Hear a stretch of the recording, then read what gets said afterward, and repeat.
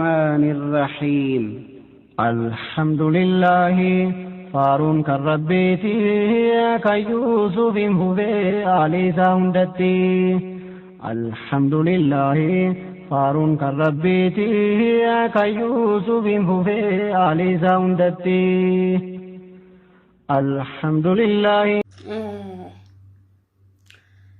wanni jechuu barbaade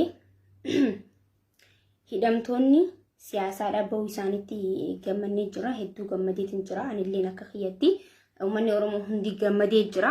Baga gammaddan irra deebisee baga gammaddan irra deebisee itti aansuudhaan immoo waan takka deemu jira. Feesbuuka kanarras Jawaar farramee bahee Jawaar akkana farramee bahee dhiifamaan bahanii maal waan jaamu jira. Annaa wanni kuni Jawaar badii balle duraanis Jawaar yakkamaa ta'eeti. Takiin hidhamtoonni siyaasaa Oromoo yakkamaa ta'aniiti miti. Yakkamaa ta'aniiti miti. Akkanumatti kan hidhaman. Osoo badii takka malee hidhamanii miti. Yakkamaa ta'aniiti miti kan hidhaman jechuudha. Itti aansuudhaan immoo warroonni asirra baatanii Abiyyi waan takka waan sirriitti beekuu qabdu. Oromoonis ta'e diiniinis ta'e wanni beekuu qabu Jawaar kan baase haqa. Kan irra deebisiitiin isiniima. Jawaar kan baase haqa malee Jawaar kan baase Abiyyi maal miti. Haqaatu Jawaar baase. Haqni Jawaar baase dhiigni Hacaaluu immoo Itoophiyaa raasee jechuudha. Isin galeeni dhiigni Hacaaluudhaan Itoophiyaa tan akkatti raaseeti. Haqni immoo Jawaar Mohaammed hidhamtoota siyaasaa hunda isaaniitu goyyaase jechuudha. Nuti Abiyyiin galatamuu qaba. Abiyyiin akkamitti gad deebitanii waan akkanaa yaaddan. Abiyyiin uummata Oromoo gammachiisuuf jeete kan Jawaar baase.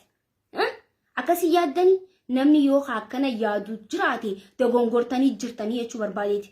Abiyyiin na gammachiisuuf si gammachiisuuf uummata Oromoo gammachiisuuf miti kan hidhamtoota siyaasaa baaseef jechuu. Lubbuun itti dhufteeti baase.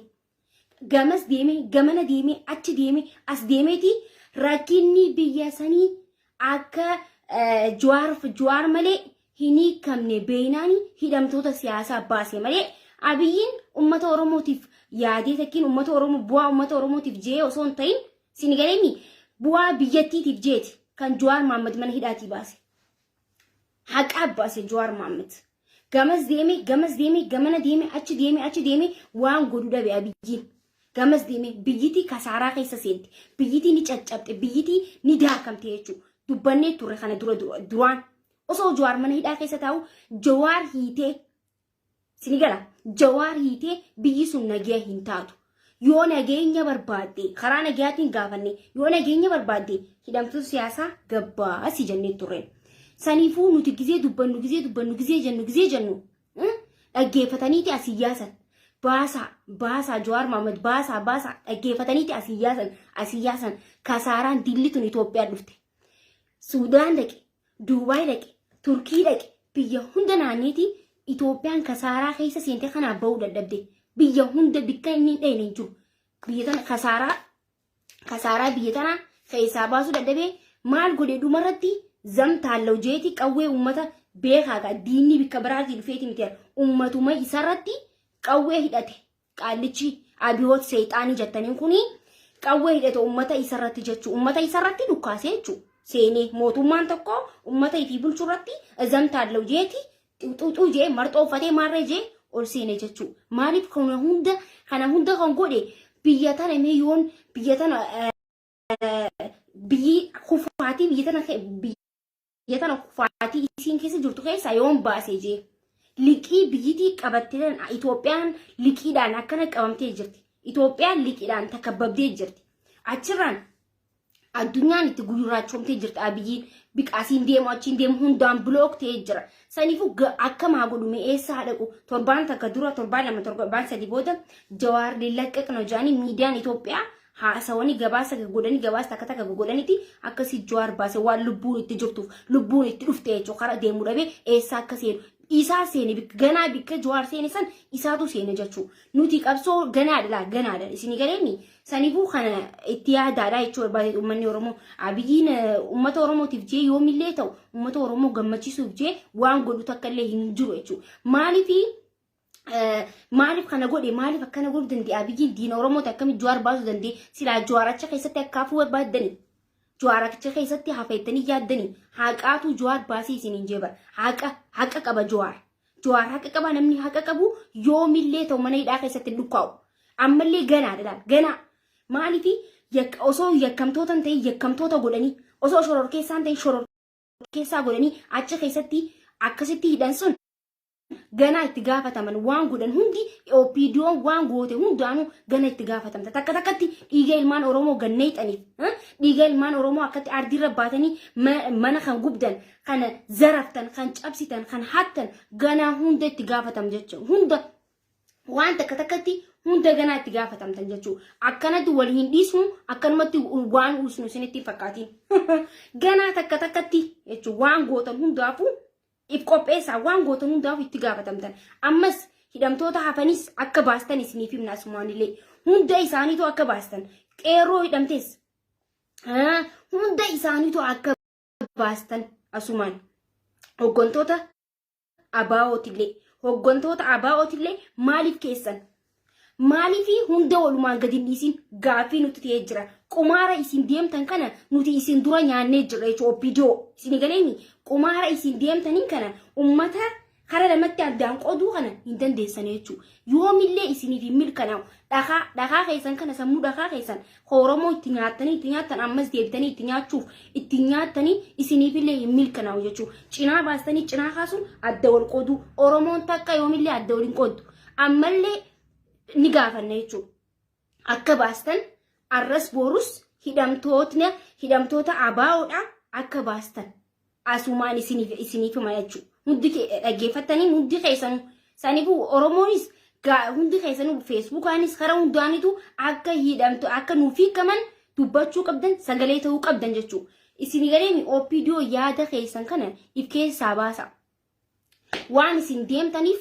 nu galee jira jechuudha arras borus karaa qawweetti ilaal wanni hundinuu karaa qawweetiin deemna karaa qawweetiin deebisaan keenya karaa qawweetiin harkanna jechuudha waan biraa akkatti asiin qooduu achiin qooduu sun hin jiru jechuudha dhiiga Hacaaluu Hundeessaatiin illee itti gaafatamtan dhiiga Hacaaluu Hundeessaa gannee caansan illee itti gaafatamtan jechuudha goota dhabnee hin callisnu goota dhabnee hin usnu qeerroo meeqa qeerroo akkanatti gabbaastanii hiitanii osoo nuti guyyaa jiraa isaa agarree galgala du'aa isaa Feesbuukuma irratti Amaaneel Wandimuu yoon sobdeenaan ja'a Amaaneel Wandimuu hidhanii asirra qawwee gizee fannisan mucaa ani abbaa torbeedha jee ijaanii gizee akka deemnu guyyaa nagarre ijaan agbar osuma Facebook irratti jiraa namaa guyyaa isa dararan agarree isa ajjeesanis agarree bar kana nu gootan dira kana OPDO nu godhe nama biraatii miti inaalaa bushaklak yaa wasaq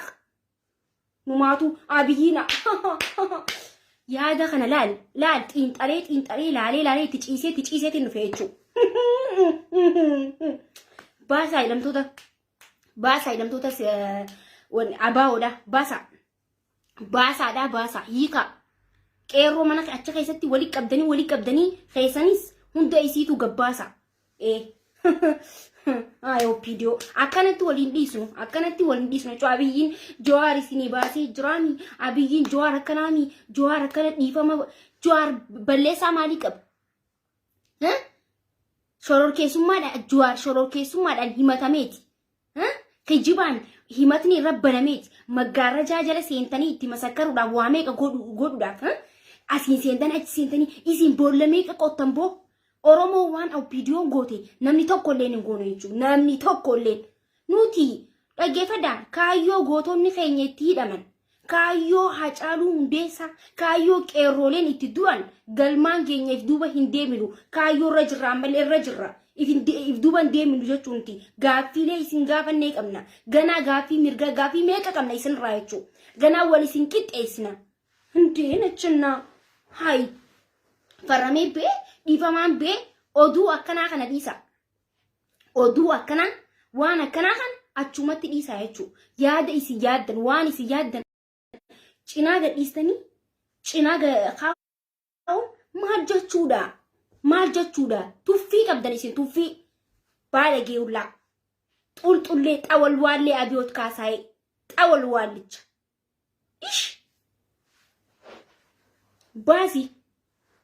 adda qooduu dandeessan Oromoo gamanaan kaan gamanaan no baasaa hidhamtoota abaawoodha baasaadha hamma hiika akkastu isinii malee jechuudha sammalee wanni takka karaan isin malu hin jiru santu isinii mala hiika baasa amma hiika hunda qeerroolee hiitanii achi keessatti rasaasa waadaa jirtan kaan tumaa jirtan gabbaastanii ajjeesaa jirtanis hunda isiitu wanni hundinuu nu keessa jira jechuudha hunda baasaa qeerroo achi keessan san namoota kumaatamaan lakkaa'uman mana hidhaa keessan waa isiniin godhanii baasaa gad baasaa isinii waan gootan hundaafuu itti gaafatamtan jechuudha hundi keessan salphatu teessan yaa gantuu gantoota ganaa hundi keessan waan gootanii nuti mazgabnee sammuu keessatti mazgaba waraqaa sanii miti beete qasammuu mazgabnee laal asitti waan isin barana uummata Oromoo gootan Abiyoot Kaasaa Xamanja ati faarfamuu barbaaddeeti